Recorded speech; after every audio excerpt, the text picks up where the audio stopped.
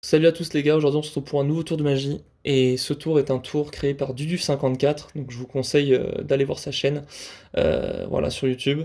C'est un magicien que j'aime beaucoup, qui fait des tours incroyables, et qui est pour moi c'est un phénomène, quoi, beaucoup trop sous-coté à mon goût, franchement, très très fort, très très bon magicien. On a de la chance de l'avoir sur YouTube, et voilà. Donc ce tour, c'est un tour c'est une création de Dudu54, et puis bah, je vais essayer de le faire devant vous, et puis j'espère que je lui rendrai hommage et que je vais pas le rater, et que ça va vous plaire. Donc c'est parti les gars, on est parti. Ok, donc pour ce tour, on va avoir besoin d'un jeu de cartes totalement normal, donc avec 52 cartes différentes. Et avant de faire le tour, je vais vous mettre 4 cartes ici, ce sont les 4 personnages de notre histoire. Et donc pour les besoins d'expérience, on va choisir une carte. D'accord, sinon ça n'a aucun intérêt. Donc voilà, une carte lambda, vous la regardez, vous la mémorisez bien. Et je vais venir la perdre dans le jeu, donc voilà, à peu près. Voilà, voilà, comme ça. Couper bien sûr, avec plusieurs paquets. Voilà, bien sûr, couper encore une fois.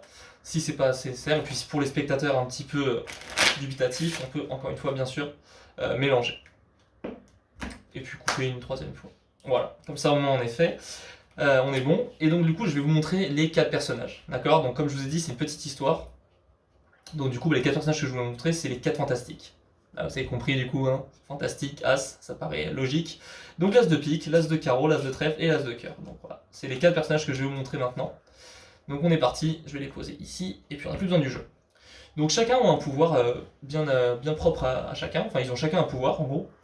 Donc le premier c'est l'as de pique, l'as de carreau après, l'as de trèfle et l'as de cœur. On va la retourner. Donc ce qui est cool avec l'as de pique, lui, c'est que l'as de pique il se met dans le groupe de ses potes et instantanément il se téléporte. Dès qu'on l'appelle, il se téléporte et il remonte instantanément sur le dessus du jeu. Ah non mais je rigole pas, hein. Genre vraiment, vous claquez des doigts, il est dans le jeu et boum, il remonte instantanément. Moi je trouve ça incroyable. J'aime bien l'as de pique, c'est simple, efficace, enfin franchement c'est génial. On va suivre le deuxième, donc le deuxième c'est son pote, l'as de cœur. Alors lui il se met carrément dans ses potes, il se met un peu à l'étroit, et puis lui en quelques secondes il arrive à prendre l'apparence d'un de ses potes. Mais ça c'est qu'une pure illusion, hein, parce que dès l'instant où il se met un peu à l'écart, il reprend son apparence d'origine. Hein.